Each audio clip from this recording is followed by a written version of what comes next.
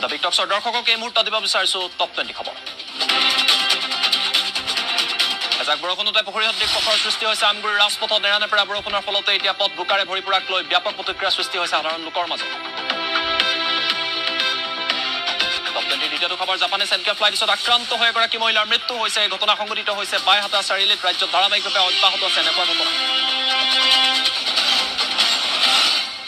ৰাজ্যৰ বিভিন্ন প্ৰান্তত বাট পথৰ এতিয়া শোচনীয় অৱস্থা। চিৰাঙত পথ পৰিদৰ্শন কৰিবলৈ আহিলে 2 কেবিনেট মন্ত্ৰী ফণীভূষণ চৌধুৰী আৰু চন্দন ব্ৰহ্ম।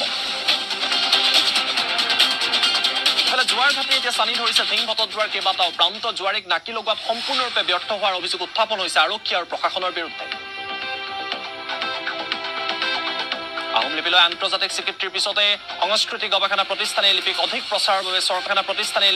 প্ৰচাৰৰ বাবে চৰকাৰক আহ্বান জনোৱা পৰিলক্ষিত হৈছে।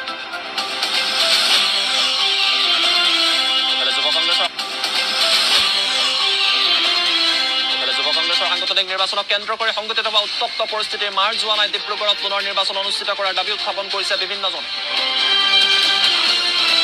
টপ 20 সপ্তমটো খবৰ। দুলীয়াজানত গাঁও পঞ্চায়তৰ চৰকাৰী আঁচনিত ব্যাপক দুৰ্নীতি হোৱাৰ অভিযোগ উত্থাপন হৈছে। দলং নিৰ্মাণৰ নামত ধন আত্মসাতৰ অভিযোগ উত্থাপন কৰা হৈছে। ধুবুৰী গৌৰীপুৰত অৰ্ধগলিত এটা মৃতদেহ উদ্ধাৰ কৰা হৈছে। গাঁতত পুতি থোৱা অৱস্থাত উদ্ধাৰ কৰা হৈছে মৃতদেহটো। ঘটনাক লৈ ব্যাপক চাঞ্চল্য। আনহাতে আকৌ বৃদ্ধি পাইছে কুমতীয়া জীয়াদল নদীৰ জলপৃষ্ঠ। নেৰানেপেৰা বৰষুণৰ ফলতে নদীৰ জলপৃষ্ঠ বৃদ্ধি হোৱা বুলি জানিব পৰা গৈছে। টপ 20 দশমটো খবৰ। গহপুৰৰ কলাবাৰীত ভয়ংকৰ পথ দুৰ্ঘটনা সংঘটিত হৈছে। দুৰ্ঘটনাত থিতাতে নিহত হৈছে ৰত্নেশ্বৰ ভূঞা নামৰ এগৰাকী শিক্ষক। গোলাঘাটত ভয়ংকৰ অগ্নিকাণ্ড। জ্যোতিনগৰ টংকেশ্বৰ গগৈ নামৰ লোকজনৰ ঘৰত সংঘটিত হৈছে অগ্নিকাণ্ডৰ ঘটনা।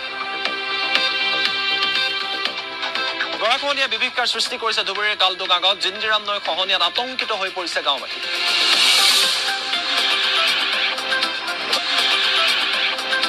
ছচিয়েল মিডিয়াত অপপ্ৰচাৰ কৰি আৰক্ষীৰ জালত পৰিছে গৌৰী শংকৰ দাস। ধৃত যুৱকজনে MK শাস্ত্ৰীৰ বিৰুদ্ধে দীৰ্ঘদিন ধৰি অপপ্ৰচাৰ চলাই অহাৰ অভিযোগ উত্থাপন হৈছে। জালুকবাৰী অসম অভিযান্ত্ৰিক মহাবিদ্যালয় চৌহদত নাহৰ ফুটুকী বাঘৰ আতংক। বাঘৰ ভয়ত এতিয়া স্থানীয় ৰাইজ আৰু শিক্ষাৰ্থীসকলে শংকাত দিন অতিক্ৰম কৰিবলগীয়া হৈছে।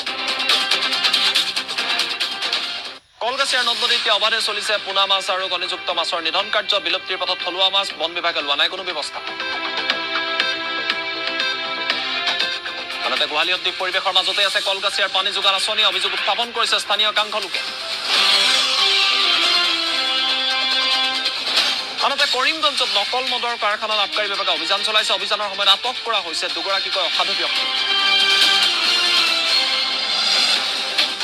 দক্ষিণ মাজুলীত পশুধনৰ অস্বাভাৱিক মৃত্যু। ঢলি পৰিছে গৰু ম'হ। আতংকত দিন অতিক্ৰম কৰিবলগীয়া হৈছে মাজুলীবাসীয়ে। মুছলপুৰত অনাময় আঁচনিৰ শৌচাগাৰ দিয়াৰ নামত এতিয়া দালালেৰা চলাৰ অভিযোগ উত্থাপন কৰিছে স্থানীয় লোকে। উত্থাপন কৰিছে গুৰুতৰ অভিযোগ।